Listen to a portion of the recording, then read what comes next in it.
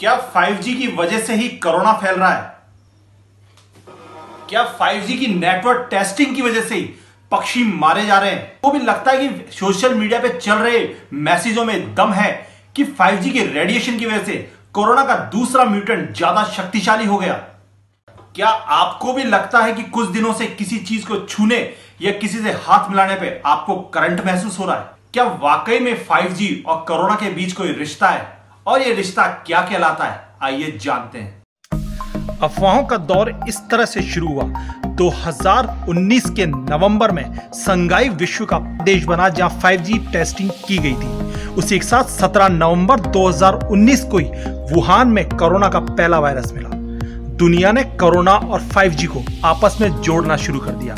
Social media पे लगातार troll पे ट्रोल किया जाने लगा और टेस्ट इसी के तहत कई ट्विटर पे कई मैसेजों की बाढ़ सी आ गई। मैसेज इतने वायरल हुए और अफवाह ने इतना जोर पकड़ा कि ब्रिटेन सहित अमेरिका के अंदर कई 5G टावरों को आग लगा दी गई।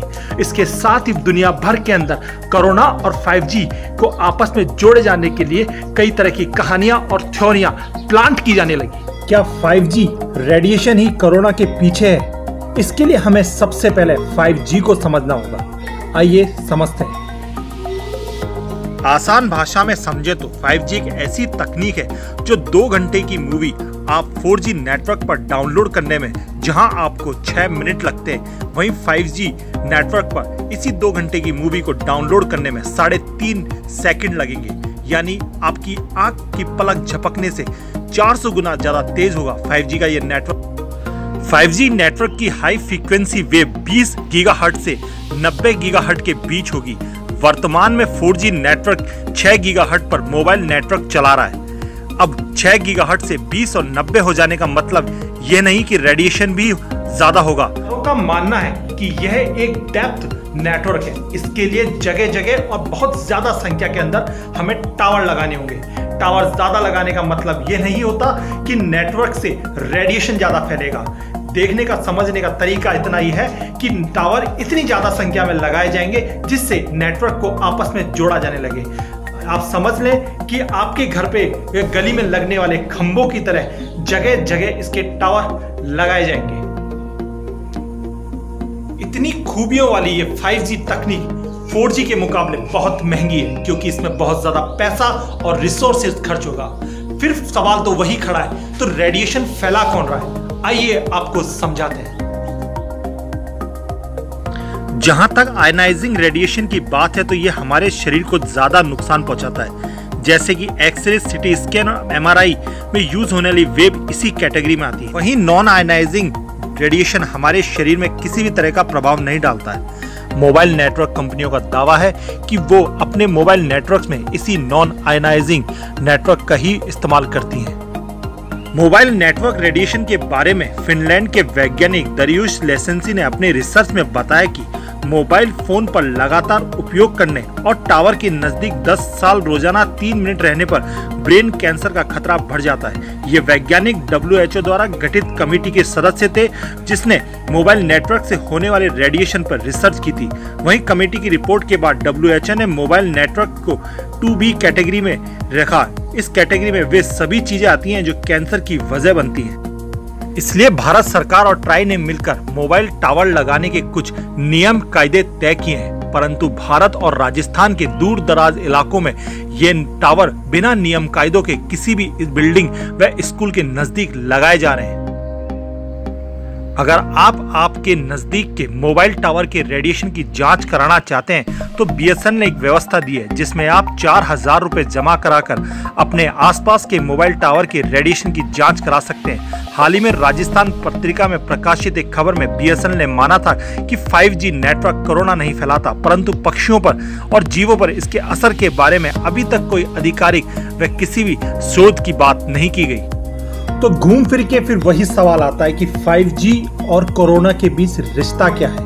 ये रिश्ता क्या कहलाता है? तो आपको बता दें कि WHO ने अपने हाल ही रिसर्च में ये बताया है कि 5G रेडिएशन या 5G टावर की टेस्टिंग या नेटवर्क टेस्टिंग के पीछे कोरोना का या उसके वजह से कोरोना नहीं फैल रहा।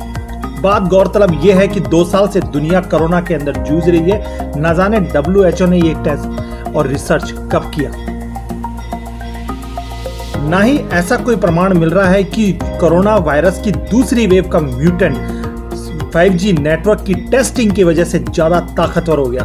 हम आपको बता दें कि अफ्रीका सहित देश के कई राज्य ऐसे हैं, अफ्रीका के कई देश ऐसे हैं जहां पे कोरोना की दूसरी वेव ने कहर मचा दिया, लेकिन वहां पर अभी भी 5G की टेस्टिंग तो ना ही अस्तित्व में है, ना ही आने वाले 2-3 सालों तक विचार किया जा रहा है। अफ्रीका के कुछ देश तो इस तरह के हैं जहां पे 3G नेटवर्क भी ढंग से नहीं चलता, वहां भी कोरोना ने हजारों की संख्या में लोगों को मौत के घाट उतार दिया।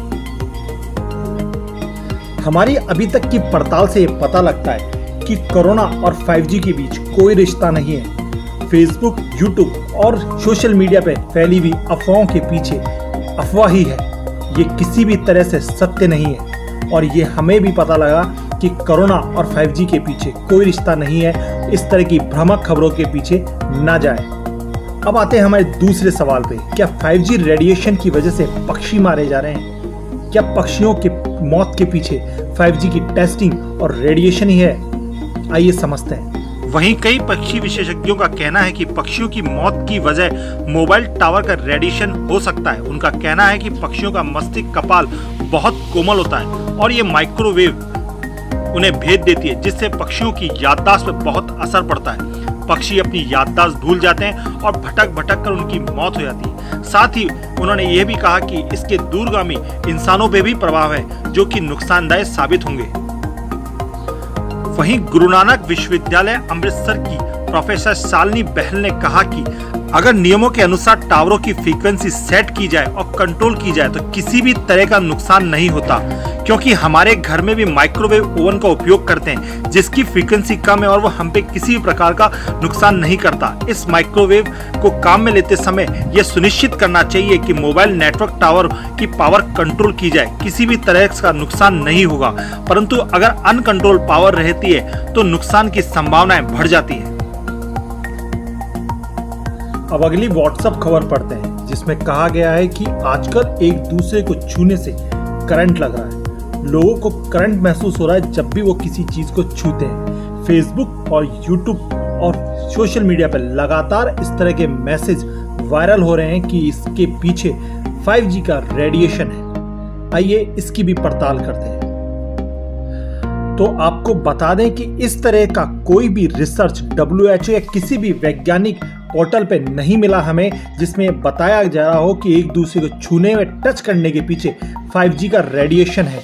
हमने और आपने 10वीं की 12वीं की किताबों में पढ़ा ही होगा, जिसके बारे में बताया जाता है जिसमें कहा गया था कि हमारे शरीर के आसपास कई तरह के इलेक्ट्रॉन, प्रोटॉन और न्यूट्रॉन, सकारात्मक और ऋणात्मक अणु होते हैं, जो कि हमारे शरीर में पहने जाने वाले कपड़े, वातावरण में, मौसम में की वजह से चार्ज होते रहते हैं। वहीं जब ये अणु किसी डिस्चार्ज चीज या कम चार्ज चीज से मिलते हैं तो करंट जनरेट करते हैं। यह करंट हमें बहुत हल्के में महसूस होता है, जो कि हमारे शरीर में किसी भी तरह के नुकसान के नहीं पहुंचाता। अगर आप राजस्थान के कुछ इलाकों में रह रहे हैं और आपको करंट महसूस हो रहा है तो बेफिक्र हो जाइए, क्योंकि राजस्थान के अंदर अभी 5G टेस्टिंग नहीं हो रही है। हमारी इस रिपोर्ट के माध्यम से आपसे उम्मीद की जाती है कि सोशल मीडिया पर फैलाई जा रही भ्रामक अफवाहों के खाद से आप अपनी विचारों की फसल को तैयार नहीं करेंगे।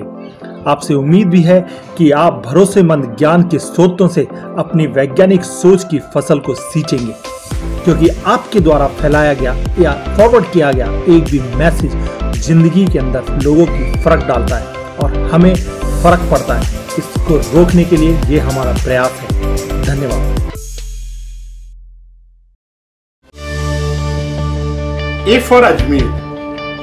जब ABCD के अंदर अजमेर पहले, आई में अ पहले, साक्षरता मिशन में अजमेर पहले, सारी योजनाओं में अजमेर पहले, स्मार्ट सिटी की घोषणा में अजमेर पहले, फिर कोरोना की लड़ाई में अजमेर पीछे क्यों? कोरोना की लड़ाई में कौन जिताएगा अजमेर को? आप और हम संकल्प लें, मास्क पहने, सरकारी गाइडलाइन की पालना करें और अपनी बारी आने पर वैक्सीनेशन लगवाएं। सेवा कार्यों में अपना हाथ बढ़ाएं। घर रहें, सुरक्षित रहें।